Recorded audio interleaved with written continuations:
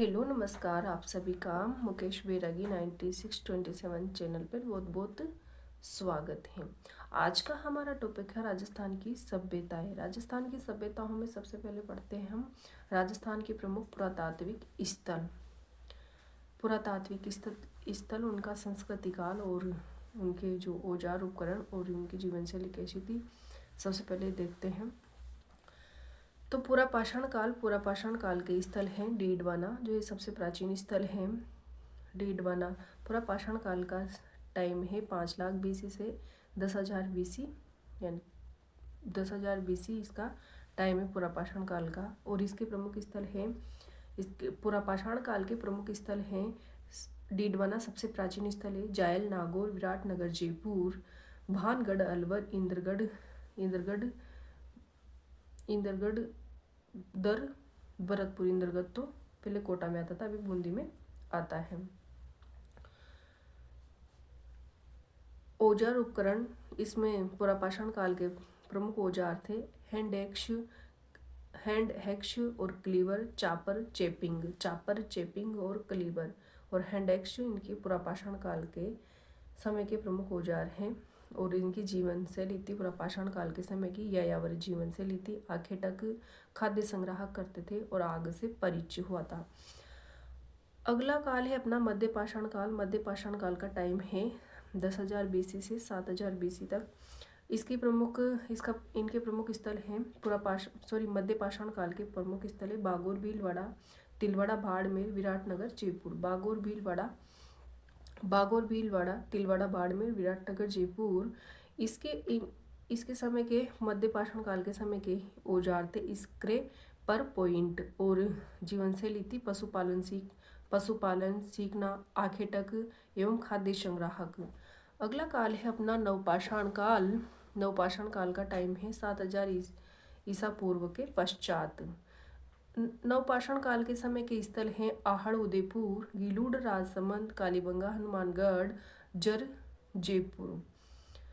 इसके समय के औजार है सेल्ट, बशुला, कुल्हाड़ी। बस्ती में स्थायी जीवन, इसका जीवन से लीती बस्ती में स्थायी जीवन। पहिए का आविष्कार हो गया था नवपाषाण काल में, पहिए का आविष्कार हो गया था। अगला काल है अपना ताम्रपाषाण काल के स्थल है बागोर, भीलवाड़ा और तिलवाड़ा, बाड़मेर और बालाथल, उदयपुर। इसमें औजार है प्रमुख विविध उपकरण और इनकी जीवन शैली थी ताम्रपाषाण काल के समय की जीवन शैली थी कृषि कार्य, खाद्य उत्पादक और मृद भांड कला। अगला काल है ताम्रयुगीन काल। ताम्रयुगीन काल के स्थल हैं गणेश्वर, सीकर, बेणेश्वर, डूंगरपुर, नंदलालपुरा,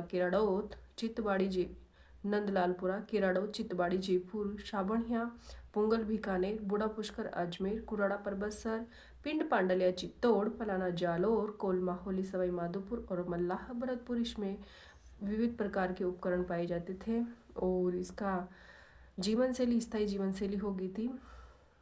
ताम्रयुगीन काल में जीवन शैली स्थायी जीवन काल था। लोह युगीन काल के प्रमुख स्थल हैं नौह, भरतपुर, विराटनगर, जोधपुरा, सांबर, जयपुर, सुनारी, झुंझुनू, रेड नगर और नैनवा, टोंक, भीनमाल, जालोर, नगरी, चित्तौड़गढ़, चक चौरासी, तरकानवाला, गंगानगर। इसमें विविध प्रकार के उपकरण मिलने लग गए थे और स्थायी जीवन शैली हो गई थी। पुरातत्व सर्वेक्षण विभाग है जो भारतीय पुरातत्व सर्वेक्षण विभाग की स्थापना पुरातत्व सर्वेक्षण विभाग जो भारतीय पुरातत्व सर्वेक्षण विभाग 1861 में इसकी स्थापना की गई थी और अलेक्जेंडर कनिंघम ने इनका नेतृत्व किया था। राजस्थान में पुरातत्व सर्वेक्षण विभाग 1871 में, भारत में तो 1861 में और राजस्थान में 1871 ईस्वी में नेतृत्व किया था ACL कार्लाइल ने और पुनर्गठन किया था 1902 ईस्वी में जॉन मार्शल के द्वारा। राजस्थान के पुरातात्विक स्थलों के अनुसंधान करता देखते हैं अब। पुरातात्विक स्थल यानी कि इंद्रगढ़ व जयपुर 1870 ईस्वी में इसके उत्खनन करता थे सी हेकट 1870 ईस्वी में सिंहगढ़ के द्वारा इंद्रगढ़ व जयपुर के पुरातत्व स्थलों की खोज की उत्खनन किया गया था। और झालावाड़ में 1908 ईस्वी में शेटनकार के द्वारा, नगरी चित्तौड़ में 1904 ईस्वी और फिर उसके बाद 1915-16 ईस्वी में डॉक्टर भंडारकर श्री सौंदराजन केंद्रीय पुरातत्व विभाग के द्वारा कुराड़ा पर्वतसर नागौर के द्वारा कुराड़ा पर्वतसर नागौर में 1936 ईस्वी में पुरातत्व सर्वेक्षण विभाग के द्वारा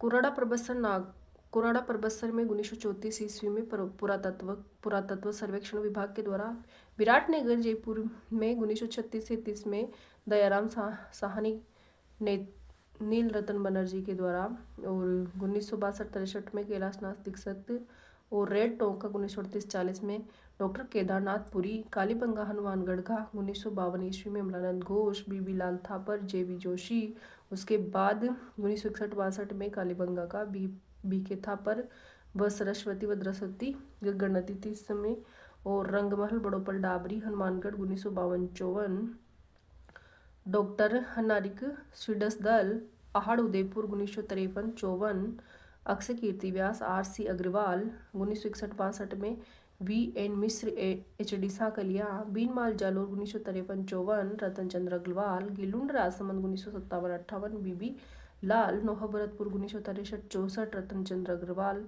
रूपालेन नदी है नौहर भरतपुर के समीप, बाघोर भीलवाड़ा 1967-68, वी.एन. मिश्र और बाघोर भीलवाड़ा के समीप कौन सी नदी के किनारे पर पुरातात्विक स्थल है? कोटारी नदी के किनारे पर। और भालाधर उदयपुर 1994 2000 ईस्वी, वी.एन. मिश्र, वी.एस. सिंह, आर.के. मोहन देव कोठारी एवं दक्कन कॉलेज इसके उत्खननकर्ता थे। ओजियाना भीलवाड़ा 2000 ईस्वी, भारतीय सर्वेक्षण विभाग के द्वारा इसका उत्खनन किया गया। गणेश्वर नीम का थाना सिक्कर 1977 ईस्वी, रत्नचंद्र अग्रवाल कांटली नदी के द्वारा इसका उत्खनन किया गया। राजस्थान की सभ्यता में अपनी सबसे पहली सभ्यता आती है कालीबंगा सभ्यता जिला हनुमानगढ़ में स्थित है। यह हनुमानगढ़ से लगभग 25 किलोमीटर दक्षिण में स्थित है। इसकी खोजकर्ता 1951-52 में अमलानंद घोष के द्वारा इसकी खोज की गई थी। इनके कालीबंगा के उत्खनन करता है बीबी लाल का पूरा नाम ब्रजवासी लाल है। वो बी के थापर का पूरा नाम कृपाल कृष्ण थापर है। उत्खनन किया था इन्होंने 1961 से 1969, यानी कि 1961 से 69 के मध्य में इसका उत्खनन किया था। यहाँ से 2 काल के अवशेष प्राप्त हुए हैं, यानी कि प्राक हड़प्पाकालीन और हड़प्पाकालीन। यहाँ से यानी कि कालीबंगा से 2 काल के अवशेष प्राप्त हुए हैं, प्राक हड़प्पाकालीन और हड़प्पाकालीन। प्राक हड़प्पाकालीन 2400 ईसा पूर्व से 2250 ईसा पूर्व तक या इससे सोती संस्कृति के अवशेष मिले हैं और ग्रामीण अवशेष मिले हैं। प्राक हड़प्पाकालीन सभ्यता से हड़प्पाकालीन से 2250 हड़प्पाकालीन अवशेष यानी कि 2250 बीसी से 1750 बीसी सिंधु घाटी सभ्यता के समय, हड़प्पाकालीन समय सिंधु घाटी सभ्यता का समय है। किसी बुक में 2300 से 1700 भी दे रखा है। आगे देखते हैं हम प्राक हड़प्पाकालीन अवशेष पश्चिमी टीला। जो प्राक हड़प्पाकालीन अवशेष है पश्चिमी टीला, इसे कालीबंगा प्रथम भी कहा गया है। कालीबंगा सभ्यता में पश्चिमी टीले को क्या कहा गया है? तो कालीबंगा प्रथम भी कहा गया है। इसमें प्राक हड़प्पाकालीन अवशेष में जैसे मकानों में दरारें मिली हैं, और जो भूकंप के बारे में हमें बताती है। जुते हुए खेतों के साक्ष्य मिले हैं जो विश्व में प्राचीनतम है। 2 पशले एक साथ मिली है जैसे चना व सरसों। तांबे के बेल की मूर्ति मिली है। काले रंग की चूड़ियाँ, पत्थर व सिलवट्टा मिला है। मकान कच्ची ईंटों से निर्मित मिले हैं। इनका अनुपात 1:2:3। प्राक हड़प्पाकालीन मृदभांड पर आड़ी तिरछी रेखाएं खींची गई थी। इन मिट्टी के बर्तनों को 6 श्रेणियों में विभक्त किया गया है। 60 मीटर तक खुदाई करनी पड़ी तब से सब ये अवशेष मिले थे। मृदभांडों को विभिन्न चित्रों से अलंकृत किया गया था। कुछ पक्की ईंटें भी मिली थी प्राक हड़प्पाकालीन सभ्यता से। दूसरा काल था सिंधु घाटी सभ्यता कालीन अवशेष मिले हैं, जिसमें दो प्रकार के मिले हैं। एक तो दुर्ग यानी कि दुर्ग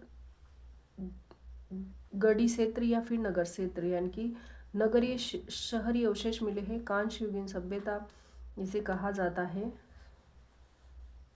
दूसरे काल को कांस्य युगीन सभ्यता से संबंधित है, यानी कि सिंधु घाटी सभ्यता किसी सभ्यता थी तो कांस्य युगीन सभ्यता थी। इसमें दो प्रकार के अवशेष मिले हैं, दुर्ग गढ़ी क्षेत्र और नगर क्षेत्र। दुर्ग यानी कि ग्रामीण क्षेत्र था ये दुर्ग गढ़ी क्षेत्र। इसमें वृहद नगार मिले थे, चौपालें मिली थी, कच्ची ईंटों से निर्मित चबूतरे पर 7 अग्निकुंड मिले हैं, जिनमें से एक अग्निकुंड में वृहद नगार जिसमें से एक कच्ची ईंटों से निर्मित चबूतरे पर 7 अग्निकुंड मिले हैं, जिनमें से एक अग्निकुंड में हिरण की अस्थियां मिली है, जो बलि प्रथा का साक्ष्य था। और नगर क्षेत्र में जैसे इस काल में लोगों इस नगर क्षेत्र के अवशेषों में इस काल के लोगों ने समचतुर्भुजाकार मिट्टी की रक्षा प्राचीर के अंदर अपने आवासों का निर्माण किया था। इसकी लंबाई थी उत्तर से दक्षिण की लंबाई थी 250 और पूर्व से पश्चिम की लंबाई थी 180।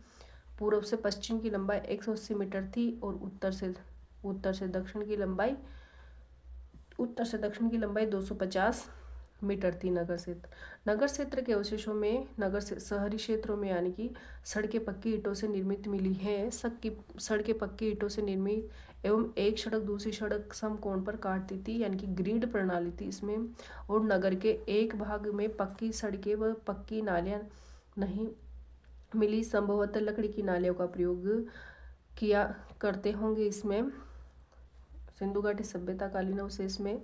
और मकान पक्की ईंटों से निर्मित थे, जो 7.5 इंटू 15 इंटू 30 सेंटीमीटर था और 10:20 सेंटीमीटर स्ट्रक्चर दीवार बनी हुई थी।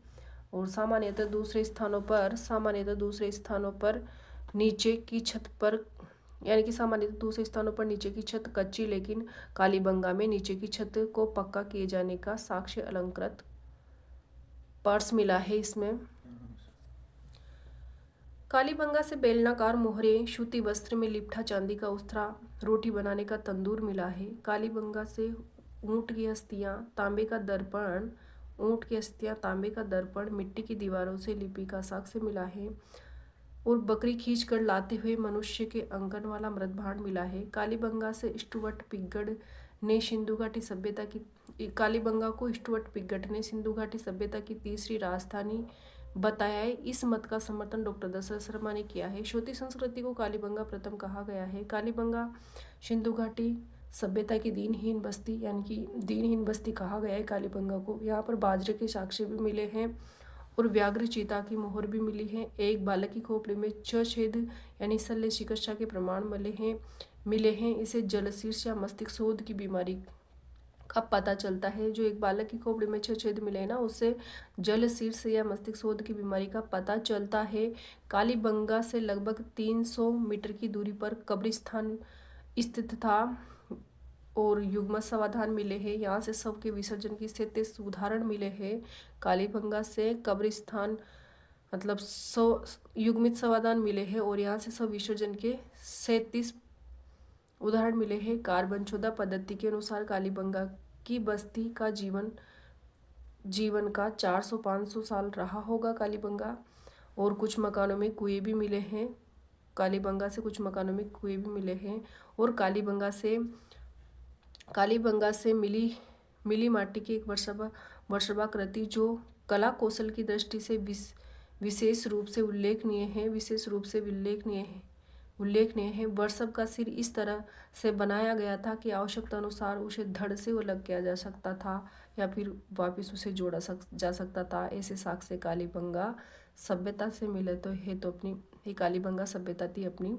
जो इम्पोर्टेंट बिंदु देखे हैं अपन ने, तो ये पढ़ी थी हमने कालीबंगा सभ्यता। तो कालीबंगा सभ्यता में भूकंप के साक्ष्य मिले हैं, हाथी दांत के साक्ष्य मिले हैं, ऊंट की हड्डियां मिली हैं, एक बच्चे का शव मिला है और युगल समाधियां, 7 अग्निकुंड यानी कि अग्निवेदी मिली है, कपास के साक्ष्य मिले हैं, कपड़े में लपटा हुआ वस्त्र मिला है, अलंकृत ईंटें मिली कालीबंगा से और आयताकारी मुंडाकार कब्रें मिली है। ट्रांसनेशन बीमारियों शल्य यानी कि जो शल्य बीमारी देखी थी, अभी 6 जेद मिले थे वो शल्य, इसको ट्रांसनेशन बीमारी या शल्य चिकित्सा भी कहते हैं। तो इसके प्रमाण मिले हैं कालीबंगा को।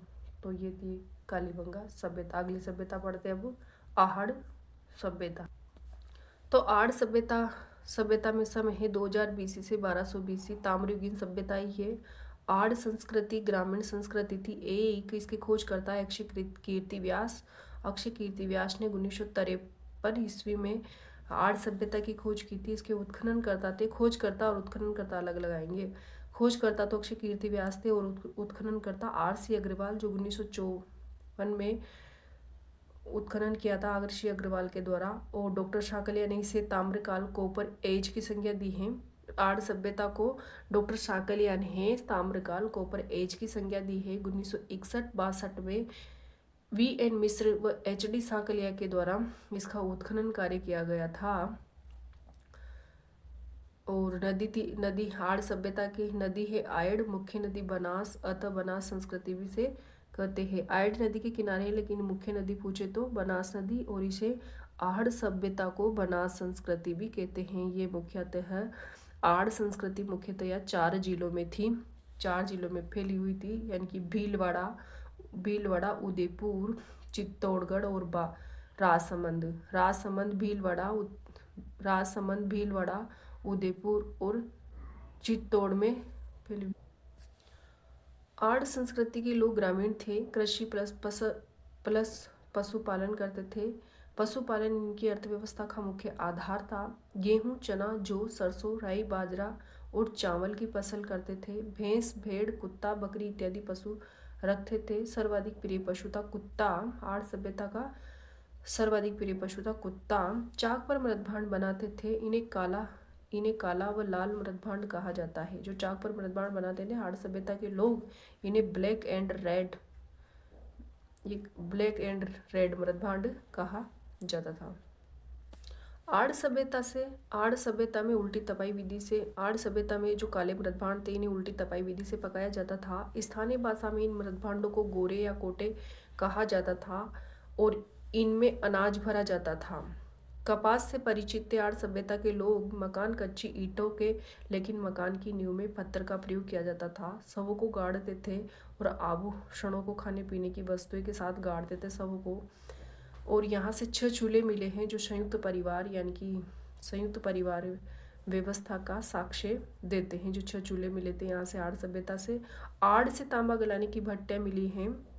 आड़ से तांबा गलाने की भट्टियाँ मिली है। 6 यूनानी मुद्राएं मिली है, 3 मोहरें मिली है और यहाँ से 1 यूनानी मुद्रा मिली है जिस पर अपोलो सूर्य देवता का चित्र बना हुआ है। इसके एक तरफ त्रिशूल की आकृति है, दूसरी तरफ अपोलो देवता। जो अपोलो देवता का चित्र मिला है ना, उसकी एक तरफ तो त्रिशूल बना हुआ है, दूसरी तरफ अपोलो देवता का चित्र है। बेल की मरण मूर्ति प्राप्त हुई है जिसे बनासियन बुल कहा जाता है।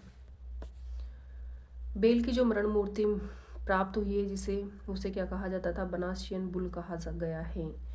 आहड़ को आगाटपुर भी कहा जाता है और इसकी 10वीं 11वीं शताब्दी में धूलकोट ताम्रवती नगरी भी कहा जाता है। कपड़ों पर छपाई करने के ठप्पे भी प्राप्त हुए हैं, अतः रंगाई छपाई का भी इन्हें ज्ञान था। आड़ की सभ्यता के लोगों को रंगाई छपाई का भी ज्ञान था। एक टोट है अपना कि यह सभ्यता आज से लगभग, ये जो आड़ की सभ्यता है यह आज से लगभग 4000 वर्ष प्राचीन है। डॉक्टर गोपीनाथ शर्मा ने आड़ सभ्यता का समृद्ध काल ईसा पूर्व 1900 ईस्वी पूर्व 1200 तक माना है। तो ये थी अपनी आड़ सभ्यता। इसको एक संक्षिप्त रूप में देखते हैं दोबारा। तो आड़ सभ्यता की खोज 1954 में अक्षय कीर्तिव्यास के द्वारा की गई थी और उदयपुर जिले के आहड़ नदी के किनारे पर आहड़ सभ्यता विकसित हुई है। इसे आगाट दुर्ग या धूलकोट और ताम्रवती नगरी के नाम से जाना जाता है। 11वीं सदी के एक शिलालेख पर आगाट को आगाटपुर कहा गया। इसे धूलकोट कहा जाता है और बनास संस्कृति का भाग माना जाता है। ये 4000 वर्ष पुरानी है। यहाँ से कोटे या गोरे जो मृदभांड मिले हैं और 6 की मुद्राएं मिली हैं जिसमें यूनानी देवता अपोलो का चित्र था। तो इसका और आड़ सभ्यता का उत्खनन 7 स्तरों में हुआ था। तो ये थी अपनी आड़ संस्कृति। अगली सभ्यता है अपनी बेराट सभ्यता। बेराट सभ्यता मत्स्य जनपद की राजधानी विराटनगर बेराट में स्थित थी। जिला जयपुर है। नदी बाणगंगा यानी कि बाणगंगा को अर्जुन की गंगा भी कहा जाता है। यहाँ पाषाण काल से लेकर के मौर्य काल तक के अवशेष प्राप्त हुए बेराट से। सबसे पहले क्रेप्टिन बल्ट ने यहाँ 1837 में अशोक का भाब्रू शिलालेख खोजा था, जो वर्तमान में कलकत्ता में रखा गया है। कैप्टन बल्ट ने 1837 में अशोक का भाब्रू शिलालेख खोजा था। इंपोर्टेंट है ये। 1936 से 37 में दयाराम साहनी व 1962-63 में नील रतन बनर्जी व कैलाश नाथ दीक्षित ने पुनः उत्खनन कार्य किया था। बीजक की पहाड़ी, भीम जी की डूंगरी व महादेव जी की डूंगरी आदि स्थान है बेराट में। यहाँ से पहाड़ियों की गुफाओं से बड़ी मात्रा में आदि मानव द्वारा निर्मित शैल चित्र व पत्थरों के औजार मिले हैं। कहाँ से? बेराट से। आदि मानव के शैल चित्र मिले हैं बेराट से। अतः पुरातत्ववेताओं ने इसे आदि मानव की चित्रशाला नाम दिया है। चीनी यात्री हेनसांग भी लगभग 634 ईस्वी में यहाँ बेराट में आया था। और ये चीनी यात्री हेनसांग जो लगभग 634 ईस्वी में आता है और बौद्ध मठों की पुष्टि भी करता है। पांडवों ने अपना 1 वर्ष का अज्ञातवास राजा विराट के पास से बेराट में ही बिताया था। बेराट से एक कपड़े की पोटली मिली है जिसमें 36 चांदी की मुद्राएं मिली है, जिनमें 8 पंचमार्क है और 28 हिंद यवन शासकों की मुद्राएं भी मिली है। 16 मुद्राएं हिंद यवन शासक मिनांडर की भी है। यहाँ से शंख लिपि प्राप्त हुई है। कहाँ से? बेराट से। सवाई राम सिंह के समय यहाँ से स्वर्ण मंजूषा प्राप्त हुई है, जिसमें संभवतः महात्मा बुद्ध की अस्थियों के अवशेष होंगे। अकबर ने यहाँ एक टकसाल खोली थी। मृत भांडों में अलंकृत घड़े भी हैं जिन पर स्वस्तिक तथा त्रिरत्न चक्र बने हुए हैं। तो ये थी अपनी बेराट सभ्यता। तो बेराट सभ्यता का दोबारा रिवीजन के रूप में देखते हैं। तो इस जयपुर जिले के किनारे बाणगंगा नदी के क्षेत्र में बेराट सभ्यता विकसित हुई। ये प्रागैतिहासिक काल, ताम्रकाल, लोहा काल और महाभारत के काल के साक्ष्य भी बेराट से मिले हैं। और पुरातात्विक स्थल जैसे भीम की डूंगरी, बीजक की डूंगरी, मोती डूंगरी और गणेश डूंगरी का संबंध भी बेराट सभ्यता से है। बेराट से मौर्य काल के साक्ष्य के अवशेष मिले हैं और भाब्रू शिलालेख मिला है, जो बुद्ध के धर्म के त्रिरत्नों का उल्लेख इसमें भाब्रू शिलालेख में मिलता है। एक गोल मंदिर को भारत का सबसे प्राचीन मंदिर माना जाता है। ये भी यहाँ से अवशेष मिले हैं। तो ये थी बेराट सभ्यता। अगली सभ्यता है गणेश्वर सभ्यता। सीकर। गणेश्वर सभ्यता कहाँ पे है? सीकर में है, कांतली नदी के किनारे पर है। गणेश्वर सभ्यता को ताम्रयुगीन सभ्यताओं की जननी कहा जाता है। ताम्र संचय संस्कृति कहा जाता है और पुरातन का पुष्कर कहा जाता है गणेश्वर सभ्यता को। समय है लगभग इसका 3000 बीसी से 2800 बीसी के समय गणेश्वर सभ्यता अस्तित्व में आई थी। 1977 ईस्वी को रत्नचंद्र अग्रवाल के द्वारा इसका उत्खनन किया गया था और 1978-79 में विजय कुमार के द्वारा यहाँ पर 99% तांबे की शुद्धता मिलती है। और तांबे का परिशोधन कारखाना यहाँ से गणेश्वर से प्राप्त हुआ है। ताम्र निर्मित मछली पकड़ने का कांटा गणेश्वर से प्राप्त हुआ है। मकान कच्चे लेकिन नींव में पत्थर थे। गणेश्वर सभ्यता में यहाँ के लोग मध्य एशिया, पश्चिमी देशों में तांबे का व्यापार करते थे और मृत भांड छल्लेदार है तथा कपिस्वर्णी मठ मिला। इन गणेश्वर सभ्यता में जो मृत भांड मिले हैं वह छल्लेदार है तथा कपिस्वर्णी मठ मिला इनका रंग है। 3000 से अधिक ताम्र निर्मित औजार यहाँ गणेश्वर सभ्यता से प्राप्त हुए हैं। तो ये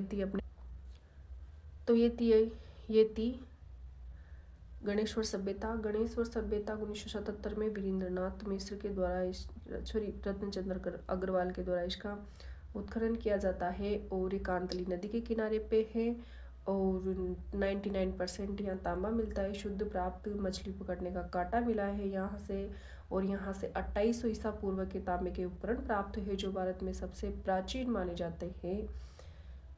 ताम्रकालीन स्थल है ये ताम्रकालीन स्थल है गणेश्वर सभ्यता।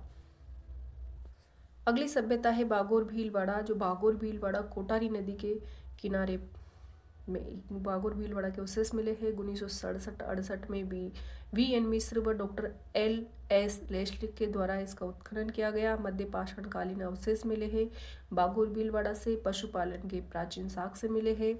बागोर प्रागैतिहासिक काल का स्थल है। यहाँ ये भारत में पत्थर के औजारों का सबसे बड़ा भंडार मिला है। यहाँ से बागोर से 5 मानव कंकाल मिले हैं। बागोर से 5 मानव कंकाल मिले हैं। तो ये बागोर सभ्यता के महत्वपूर्ण बिंदु हैं। कोटारी नदी 1967-68 में वी.एन. मिश्र। मध्य पाषाण कालीन अवशेष से बागोर। पशुपालन के प्राचीन साक्ष्य मिले हैं यहाँ से। अगला सभ्यता स्थल है नौभरतपुर। इसके खोज करता है आर.सी. अग्रवाल। 1963 ईस्वी में इसकी खोज की गई थी नौभरतपुर की। इसके उत्खनन करता है आर.सी. अग्रवाल व डेविडसन। लोहयुगीन सभ्यता है नौभरतपुर एक लोहयुगीन सभ्यता है जो 1100 BC से 900 BC टाइम पूर्व पर इसकी सभ्यता का विकास हुआ था। 1100 BC से 900 BC के समय चित्रित दूसरे यहाँ से मृत भांड मिले हैं। नौभरतपुर से चित्रित दूसरे मृत भांड मिले हैं। काले व लाल रंग के भी मिले हैं। कुषाण कालीन और मौर्य कालीन अवशेष भी मिले हैं। सुंग कालीन जाक बाबा की एक मूर्ति प्राप्त हुई है जो 8 फुट और 8 इंच थी। पेट के घड़े के आकार का शरीर पर भारी आभूषण मिला है। नौहा की खुदाई से प्राप्त एक मृतभांड पर स्वास्तिक का चिन्ह भी मिला है और पक्षी चित्रित ईंट प्राप्त हुई है। जो सुंगकालीन जाग बाबा की यक्ष की मूर्ति प्राप्त हुई है ना, वो 8 फुट और 8 इंच थी। पेट के गड़े का आकार का शरीर व भारी आभूषण व घनी मूर्ति थी इसमें। तो ये थी नौभरतपुर की सभ्यता। अगली सभ्यता है अपनी बालातल सभ्यता। जो बालातल सभ्यता उदयपुर की वल्लभनगर तहसील में है। बालाथल ये ताम्र पाषाण कालीन, यहाँ बालाथल से ताम्र पाषाण कालीन अवशेष मिले हैं 3000 BC से 2500 BC पूर्व समय के। खोज 1962-63 में वी.एन. मिश्र के द्वारा बालाथल की खोज की गई थी। यहाँ से तांबे का उपकरण व लोह गलाने की भट्टियाँ प्राप्त हुई हैं। उत्खननकर्ता बालाथल के उत्खननकर्ता थे मिश्र, शिंदे, मोहंती, कोठारी। 1993 ईस्वी में इसके द्वारा खोज की गई थी मिस्र के द्वारा, यानी कि वीरेंद्रनाथ मिश्र के द्वारा उत्खनन किया गया था बालाथल सभ्यता का। और 11 कमरों का विशाल भवन मिला है बालाथल से। सर्वाधिक अवशेष आड़ संस्कृति के। ये बालाथल सभ्यता में सर्वाधिक अवशेष किसके हैं? तो आड़ संस्कृति के ही हैं। अब सभ्यताओं के अन्य स्थान देखते हैं, जो जैसे जोधपुरा जयपुर की सभ्यता है। जोधपुरा जयपुर में है और यहाँ जोधपुरा जयपुर से लोहा गलाने की भट्टियाँ मिली हैं। सुनारी झुंझुनू में है। सुनारी झुंझुनू से लोहा बनाने की भट्टियाँ मिली हैं। गलाने की तो जयपुर से और बनाने की झुंझुनू से। रेड टोक से लोह सामग्री का विशाल भंडार मिला है और रेड टोक को प्राचीन भारत का टाटानगर भी कहा जाता है। नगर टोंक का प्राचीन नाम मालव नगर या मालव नगर था। नगर टोंक का प्राचीन नाम। यहाँ से मालव सिक्के प्राप्त हुए हैं। नगरी चित्तौड़, नगर तो टोंक में आता है और नगरी चित्तौड़ में है। तो नगरी चित्तौड़ से सीवी जनपद के सिक्के मिले हैं। नगरी चित्तौड़ में पाणिनि के अष्टाध्यायी में नगरी का उल्लेख मध्यमिका नाम से मिलता है, यानी कि पाणिनि के अष्टाध्यायी में नगरी का उल्लेख मध्यमिका नाम से मिलता है। अगला स्थान है तो नगरी चित्तौड़ सीवी जनपद के सिक्के मिले यहाँ से। पाणिनि के अष्टाध्यायी में नगरी का उल्लेख मध्यमिका नाम से मिलता है। इनमें कंफ्यूज मत हो ना, नगर टोंक है और नगरी चित्तौड़ है। नगर टोंक और नगरी चित्तौड़। नगरी से सीवी जनपद के सिक्के मिले हैं। नगरी से सीवी जनपद के सिक्के कहाँ से मिले हैं? तो चित्तौड़ से। और मालव सिक्के कहाँ से प्राप्त हुए हैं? तो नगर टोंक से मालव सिक्के प्राप्त हुए हैं। यहाँ पर यानी कि 6000 तांबे के सिक्के मिले थे जिसमें 40 मालव सरदारों के नाम थे। इससे अनुमान लगाया जाता है कि यहाँ पर मालवगण की टकसाल थी, इसलिए नगर टोंक में मालवगण की टकसाल थी और मालव सिक्के मिले थे। अगला स्थान है गिलुंड जो राजसमंद में है। गिलुंड राजसमंद में है और यहाँ से ताम्रयुगीन सभ्यता के अवशेष मिले हैं। ईशवाल उदयपुर में है, यहाँ से लोहयुगीन सभ्यता के अवशेष मिले हैं। ओला जैसलमेर में है, यहाँ से पाषाणकालीन कुल्हाड़ी मिली है। डंडीकर अलवर में है और तिपटिया कोटा है, यहाँ दोनों से ही पाषाणकालीन शैल चित्र मिले हैं। जहाजपुर भीलवाड़ा में है, जहाजपुर भीलवाड़ा में महाभारत कालीन सभ्यता के अवशेष मिले हैं। पारेवार और सोनो क्षेत्र जैसलमेर में है। चूहे के दांत के प्राचीनतम जीवाश्म यहाँ से मिले हैं। गुरारा सिक्कर में है, चांदी के 2744 पंचमार्क सिक्के गुरारा सिक्कर से मिले हैं। गरदड़ा बूंदी में है। देश की पहली बर्ड राइट रॉक पेंटिंग मिली है यहाँ से और शैल चित्र मिले हैं। और शिकार के दृश्य भी कहाँ के प्रसिद्ध है, बूंदी के प्रसिद्ध है शिकार के दृश्य।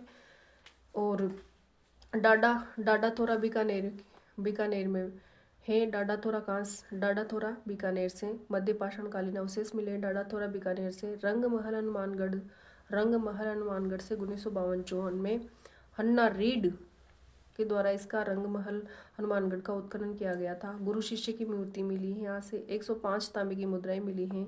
कनिष्क फर्स्ट व थर्ड के समय की हैं 105 तांबे की मुद्राएं। और कुषाणकालीन व पूर्व गुप्त काल के साक्ष्य मिले हैं रंगमहल हनुमानगढ़ से।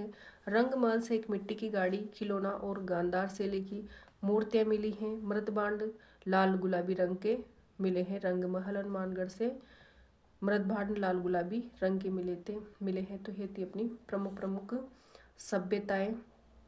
इसको एक तो ये सारी महत्वपूर्ण सभ्यताएं पढ़ ली है। ये टॉपिक रीट के लिए, सेकंड ग्रेड के लिए, फर्स्ट ग्रेड के लिए और राजस्थान की सभी भर्ती परीक्षाओं के लिए उपयोगी हैं।